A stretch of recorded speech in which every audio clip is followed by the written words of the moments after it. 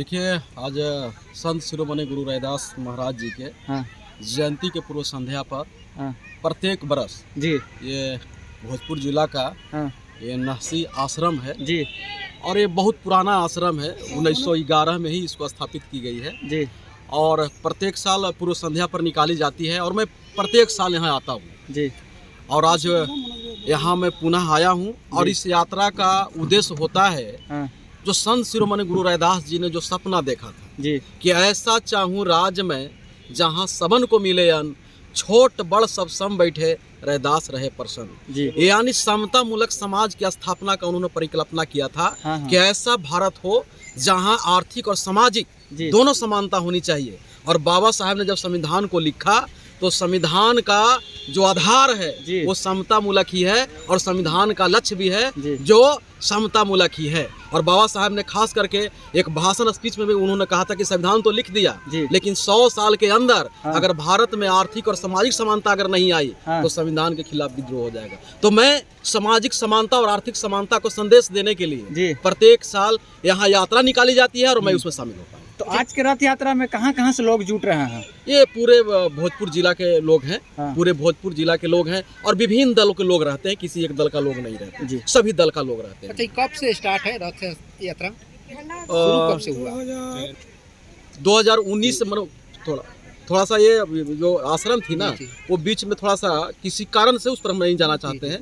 19 से पुनः शुरुआत। सर ये पहले जो ये आश्रम है ये पहले हॉस्पिटल के नाम से जाना जाता था।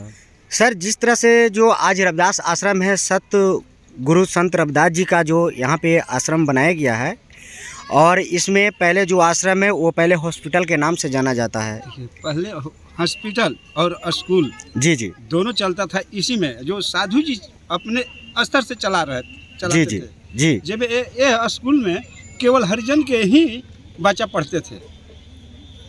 हॉस्पिटल भी था तो उसमें मान लें कि हर तरह के लोग आते थे, हर जाति का। बाकी स्कूल में केवल हरिजन ही का बच्चा पढ़ता था।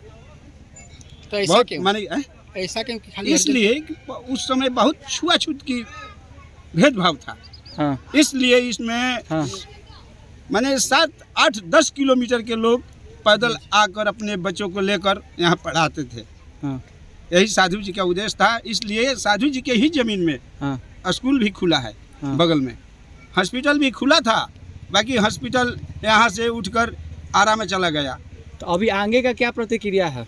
आगे का प्रक्रिया है कि यहाँ हॉस्पिटल भी बनेगा हाँ और स्कूल तो बन ही गया है। हाँ यहाँ बहुत सारी योजनाएं हैं जो आगे चल के ITI तक यहाँ पर किसके सहयोग से बनेगा? बनेगा। जनता के सहयोग से बनेगा। सरकार और का कोई हाथ नहीं है? सरकार का कोई हक नहीं है। आश्रम का जो ज़मीन है उसमें देख रहे हैं कि बहुत सारी हरियाली भी दिखाई दे रहा है। इसका वजह क्या है? देखिए, आश्रम में लगभग 9 बीघा के आसपास ज़मीन है और इसमें खेती भी होती है और आश्रम के माध्यम से खेती होती है।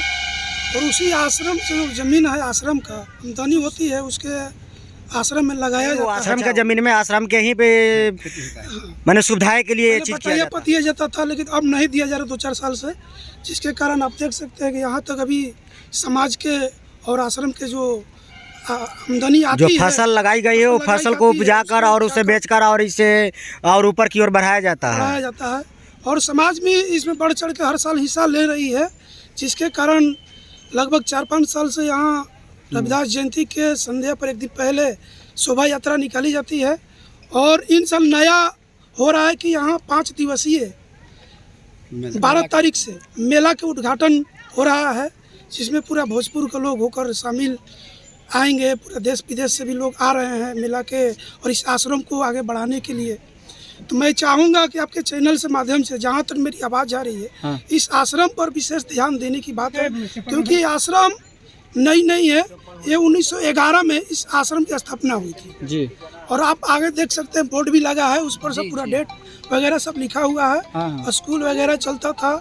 इस सब का व्यवस्था भी आश्रम में बच्चों के पढ़ने के लिए, बच्चियों के पढ़ने के लिए अलग से हाँ हाँ स्कूल, हॉस्टल और ITI और लाइब्रेरी का व्यवस्था करने का प्रयास किया जा रहा है।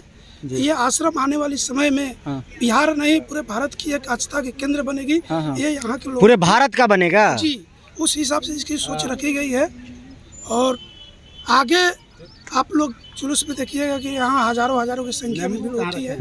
और इन्हीं बातों के साथ मैं एक बार आश्रम का पूरा पता बता दीजिए। ये आश्रम का स्थापना 19 पता पूरा पता यहाँ का। ग्राम नहसी, हाँ। थाना गढ़ानी, जिला भोजपुर, हाँ। आरा बिहार। हाँ और नहसी ग्राम में ही आश्रम है। हाँ हाँ और आश्रम लगभग सभी समाज को मान सम्मान इज्जत प्रतिष्ठा के लिए हाँ। बना है। जी। देखिए 1911 में जो आश्रम का जो नींव रखी गई, उस वक्त भारत में शूद्रों को पढ़ने का अधिकार नहीं था, लेकिन पढ़ने की क्रांति चल रही थी। तमाम हमारे जो महापुरुष मिलेंगे उस वक्त बड़ा तकलीफ से पढ़ रहे थे, जैसे बाबा साहब को ही पढ़ते हैं, हम लोग पढ़ते हैं कि स्कूल से बाहर बैठा दिया जाता था। ये क्रांति का ये नींव रखी गई थी, वो क्रांति का नींव रखी गई थी कि जिस संविधान ने ये कहा कि शूद्र पढ़ नहीं सकता है, उसके खिलाफ जाके स्कूल, ये आश्रम के माध्यम से, उस वक्त आश्रम में ही पढ़ाई होती थी, गुरुकुल होता था, उसी तरह से शूद्रों को पढ़ने के लिए संत रैदास आश्रम का स्थापना किया गया। और उसको उस वक्त कोई वैध इलाज नहीं करता था, तो यहाँ पर शूद्र को इलाज करने के लिए भी हॉस्पिटल बनाई गई थी। एक क्रांति का नींव था, पर बीच में मनवादियों को षड्यंत्र के वजह से ये जो आश्रम में कुछ विवाद हो गई, वो विवाद के कारण रुक गई थी। लेकिन मैंने जैसा कि बताया कि 2019 के बाद पुनः ये रास्ते पर आ गई, लाइन पे आ गई। और लगातार 2019 से ये आश्रम की विकास होते आ रही है। और आने वाला में जो पहले क्रांति का बुनियाद रखा था, वो बिहार पुनः एक क्रांति यहाँ से उज्जवल होगी, उठेगा और पूरे देश में जाएगी। जो आज के परिस्थिति में जरूरत है, उसकी ये बुनियाद यहाँ से फिर रखी। तो आप अपने बहुजन समाज में क्या मैसेज देना चाहते हैं? देखिए, बहुजन समाज में मैसेज यही देना चाहता हूँ कि बाबा साहब को लाइन याद रखना, कि जो अपना इतिहास को नहीं जानता, वो वर्तमान को नहीं पहचान सकता या अपने इतिहास को नहीं बना सकता। तो इतिहास को सुरक्षित रखो और इससे प्रेरणा लेके आने वाली जो समस्या है, जो मनुवादी षड्यंत्र है, उसके खिलाफ इसी तरह के क्रांतिकारी काम करो। शिक्षित बनो, संगठित हो और संघर्ष करो, क्योंकि शिक्षा वो शेरनी का दूध है, जो पिएगा वो गुदगुदा है।